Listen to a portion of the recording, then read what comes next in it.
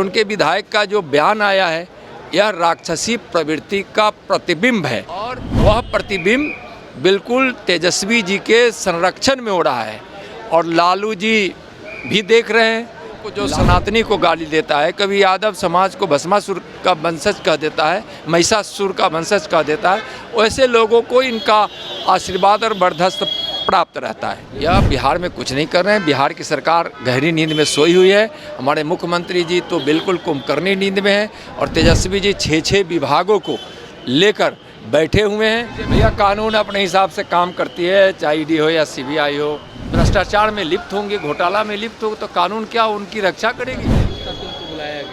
देखिए, जो स्वतंत्र इकाइयाँ हैं जो कानून के हिसाब से अपना काम करती है, और जो भ्रष्टाचार में लिप्त होगा, जो घोटाला करेगा, तो कानून तो उसके पास तक पहुंचेगी ही।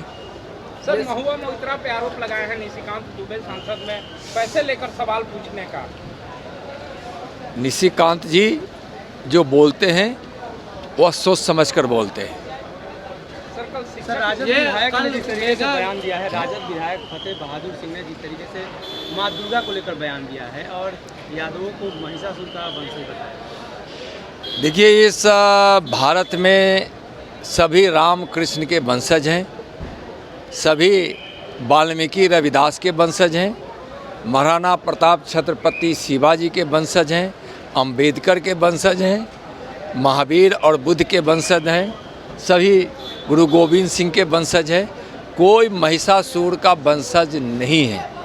यादव समाज को महिषासुर का वंशज बताकर उन्होंने बहुत बड़ा अपराध किया है। और तेजस्वी जी को मैं कहना चाहूँगा कि आप इस तरह लगातार सनातन के देवी देवताओं को, कभी दुर्गा को, कभी राम को, कभी कृष्ण को अपमानित करते रहते हैं।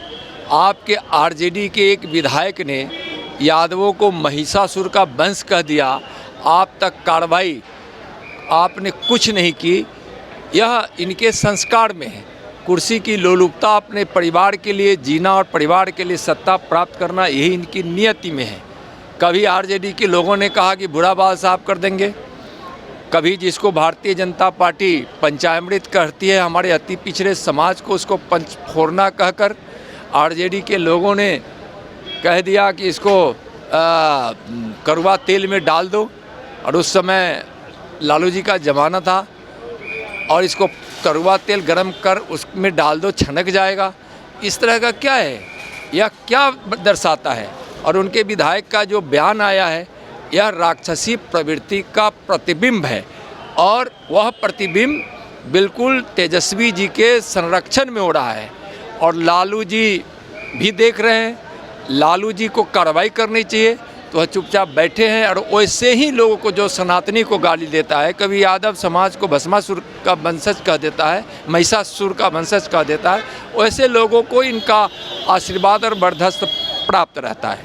क्या है, यह जिस प्रकार से इन लोगों ने वादा किया था कि हम यह करेंगे, तेजस्वी जी और नीतीश जी के वादों को उठाकर देखिए, तो यह आज जिस प्रकार से यह कर रहे हैं अपने वादे के मुताबिक, यह बिहार में कुछ नहीं कर रहे हैं। बिहार की सरकार गहरी नींद में सोई हुई है। हमारे मुख्यमंत्री जी तो बिल्कुल कुंभकर्णी नींद में हैं और तेजस्वी जी 6 विभागों को लेकर बैठे हुए हैं। और उस विभागों में कितना ज़्यादा घोटाला हो रहा है, कितना भ्रष्टाचार है, यह तो पूरा बिहार जानती है, पूरे देश के लोग जानते हैं। ये दिल्ली सरकार में मंत्री आतिशी, उन्होंने दावा किया है कि मुख्यमंत्री को शराब नीति में पूछताछ के बाद उनको ईडी गिरफ्तार कर देगी और आरोप लगाया कि बीजेपी। भैया, कानून अपने हिसाब से काम करती है, चाहे ईडी हो या सीबीआई हो या जो भी हो, या स्वतंत्र इकाई है। जो भ्रष्टाचार अत्याचार होगा तो स्वाभाविक है कि वहाँ कानून का हाथ पहुँचेगा ही। कानून के हाथ पहुँचने का यह सब संस्थाएं माध्यम है। तो जो लोग